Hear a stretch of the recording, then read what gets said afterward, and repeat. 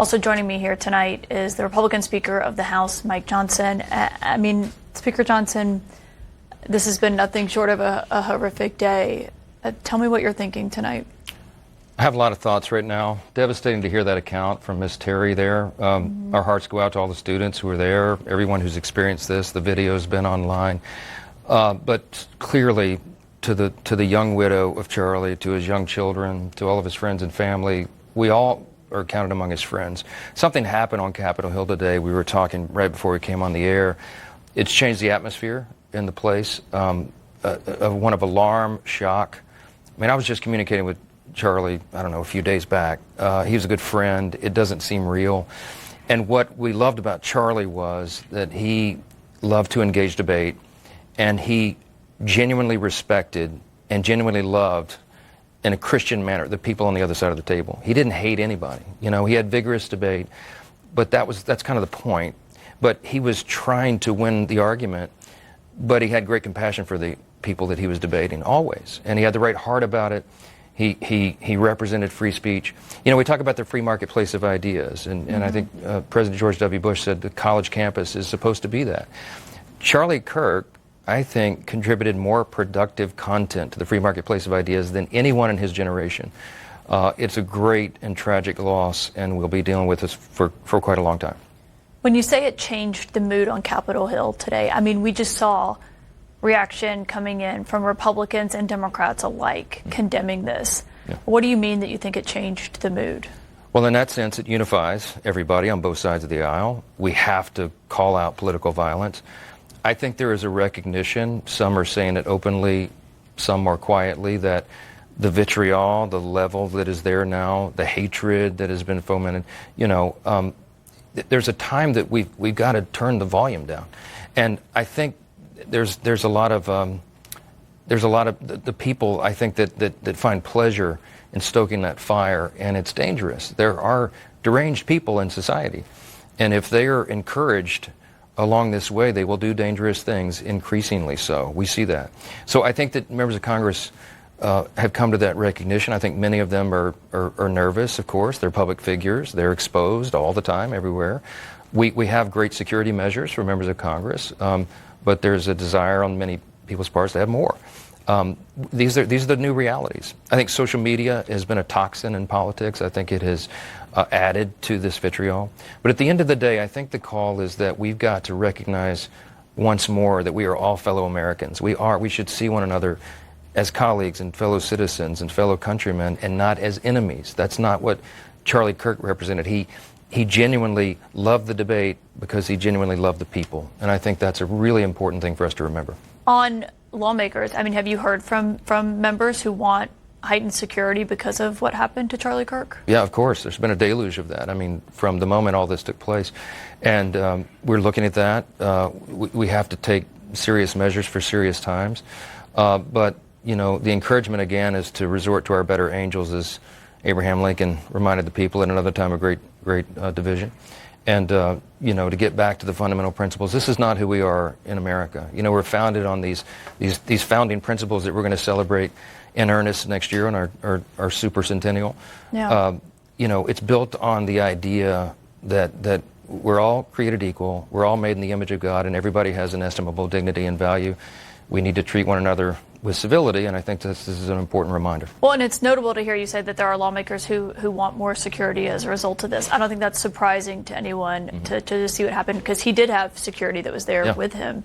Yeah. Obviously, the campus obviously could have used more.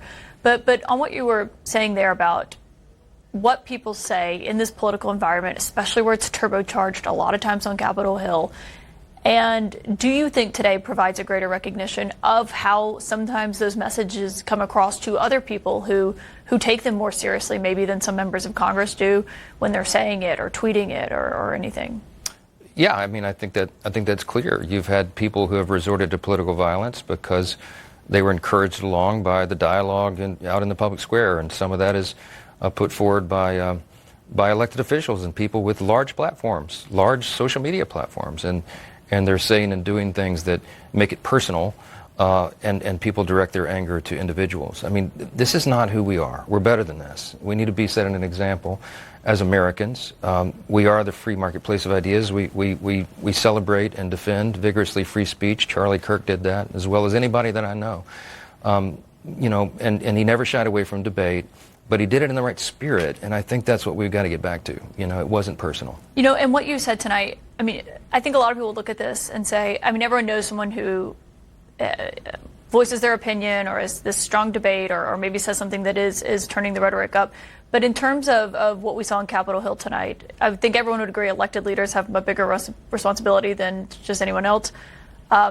You were trying to call a moment of silence in the House earlier after we had confirmed that Charlie Kirk was killed today. I want people to see what happened on Capitol Hill when you tried to do that.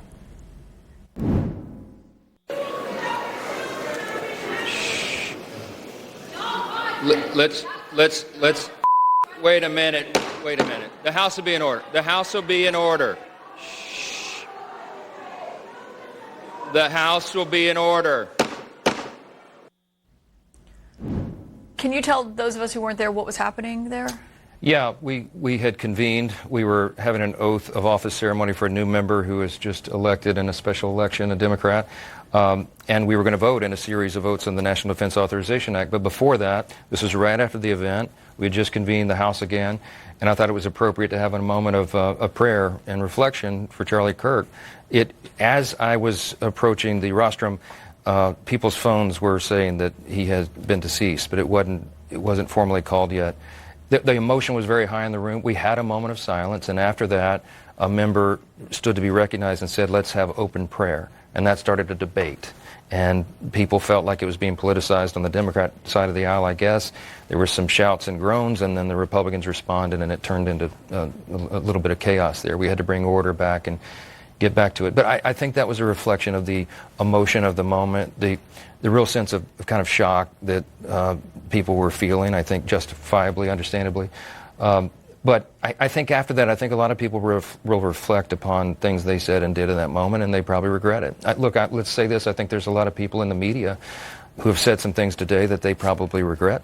We need to be thinking thoughtfully about our language and what we're saying and how we treat one another. And this could be a big moment in America. I feel like something has changed. I do. I think it's a real moment in the country. You described the mood. Our President Trump described the mood. President George W. Bush, everyone. Let's use this for something positive and productive as we lift up in prayer Charlie's widow and young children and everybody involved in this. But I wonder, you know, given that's what happened in the House of Representatives in a moment where you're just trying to call for a moment of silence, that people might see that and hear your words tonight and say, you sound more optimistic than others about turning it down or reaching that moment. What would you say to people who are skeptical about it? Well, I understand the skepticism, but I do think we all need to be optimists. We're going to channel, Abraham Lincoln. I mean, let us really appeal to our better angels. We're in a pivotal moment as a nation. We're coming up on our 250th birthday. We're still at a grand experiment in self-governance. We don't know how long this grand experiment will last. We don't have a monarch. We don't have a king to sort things out. It's government of, by, and for the people ourselves. It means the people should be engaged. They should be informed. They should engage in thoughtful debate, as Charlie Kirk was a model and a leader in. But at the end of the day, you can't take that home and you can't hate the person on the other side. We're all in this together. And we do well to remember that. And when we do, then we are optimistic because we remember what's great about our country. Well, and the point we were making at the beginning of the show was that he was having debates with people who, a lot of people don't like his viewpoints or Sure. disagreed with them, but he debated with those people who didn't. And, you talked about members being worried about their security. Understandably, they get a lot of threats. Yeah. And, just judges, we see this all the time. The president mentioned judges there. We've seen how that's happened and that's played out. What would you say to your members about the importance of having those face-to-face conversations with people they disagree with? Well, I've been talking about this, since before I got to Congress almost 9 years ago. My first act as a member of Congress was to draft a document called the Commitment to Civility. We got every member of the freshman class except one person that year in 2017 to sign on, Republicans and Democrats. And the idea was we're going to have differences of opinion, but we have to treat one another with dignity and respect. That's not your enemy, that's your fellow American and colleague. Basically follow the golden rule. I mean, I'm an advocate of that, have been consistently all the time. I think we should engage the debate. I think it's incumbent upon, particularly members of Congress, to go out into that free marketplace of ideas and share their thoughts and take and receive and have dialogue with people who disagree. That's the beauty of America. We don't censor and silence disfavorable viewpoints.